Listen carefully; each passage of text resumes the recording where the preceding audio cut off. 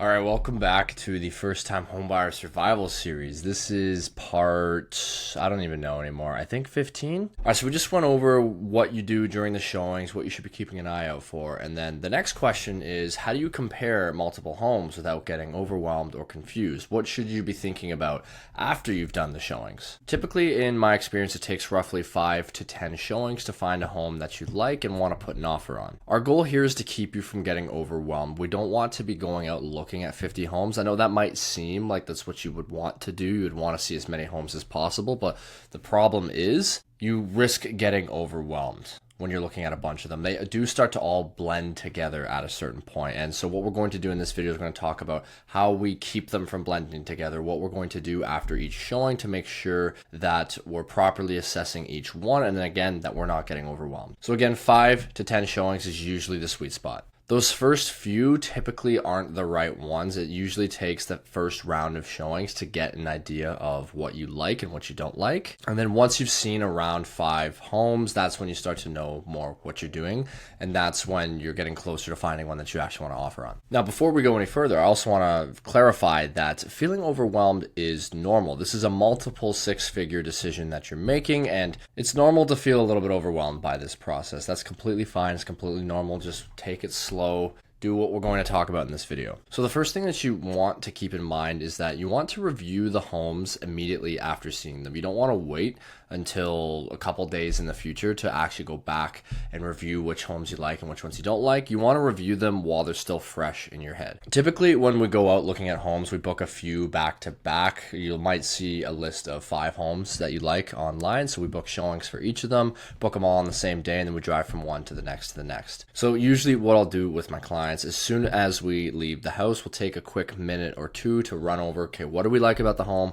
What did we not like about it? What felt off? What stood out? That sort of thing. Just a quick review. Sometimes while we're driving to the next do a phone call in the car. The reason why we do this after each showing, just to get a quick idea of our initial impression when we first felt it, so that we don't forget later. Because after 6 or 7 showings, it all starts to kind of blend together. One thing that can be helpful is to give each home a score out of 10 after seeing it. So let's say you see one, you're like, okay, this is pretty good, but it just doesn't quite feel right. Let's give it a 7 out of 10, let's say. And then you have something also to refer back to later. So when you're looking at new ones to go out for another round of showings, you can compare it more easily to the ones you were looking at. Okay, well, that one had a 7 out of 10 score. I really like that one. The other one, this one looks more similar to the one that I only gave a 5. So maybe let's not bother seeing that. This gives you a good filter to run through before you go out and look at the next batch of showings. So again, we want to avoid the decision fatigue. We don't want to be looking at 100 homes. And then once you have a bit more time, you want to go over each of the listings again that you saw, and you want to run them by your must-have list and your like-to-have list that we made earlier. So obviously you want to make sure that everything checks every one of your must-haves. So that's the things that are most important: number of bedrooms, square footage, that sort of thing that you cannot live without. And that's why we made this list earlier, so that you know exactly what you're looking for in your home and you don't have to think about it after the fact. All you have to do is sit down and go, okay, house A, did it hit my must-haves? Yes or no? House B, yes or no? House C, etc. If a home fails the must-haves, it's out. Just eliminate it from the list. Doesn't matter if you really like the finishes or anything like that. If it doesn't meet your must-haves, get rid of it.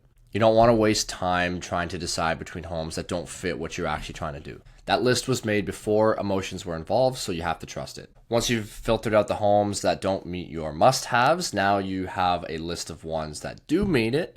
And now it's just time to filter based on your like-to-haves. So usually what will happen is you'll have some homes that will have certain features that you would like to have and other homes that have another feature that you would like to have. And really what it is, it's a matter of which one do you want to prioritize over others. So it's best to rank those like-to-have elements based on which ones are more important and which ones are least important. So for example, you might like having a larger yard, but you also want to have a finished basement. And you have 2 homes. One has the large yard but an unfinished basement. The other one has a smaller yard but it has a finished basement. You might decide that the larger yard is more important to you because you can always finish the basement later, so you decide you want to place that a little bit higher on your list. That's just an example. Again, we mentioned it earlier, but you want to keep in mind that no home is perfect. This is one of the biggest traps that first-time buyers fall into. They find a home that checks all their must-haves and a good chunk of their like-to-haves, but then they think, What if there's an even better one out there?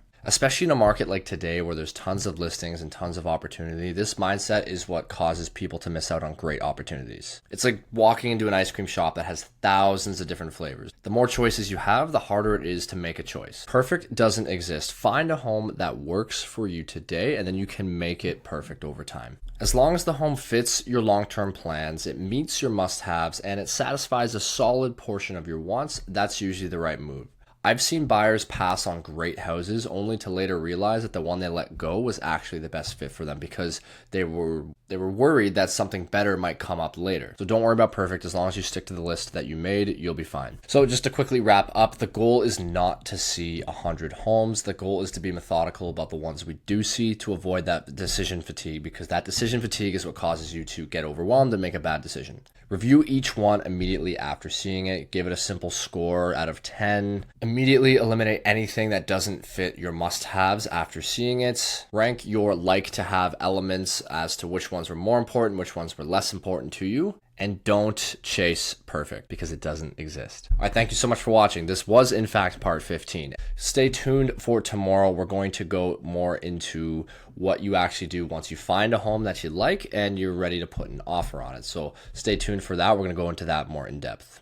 And if you want the PDF version of the First-Time Homebuyer Survival Guide, that will be down in the description as well. All right, thank you so much. I'll see you tomorrow.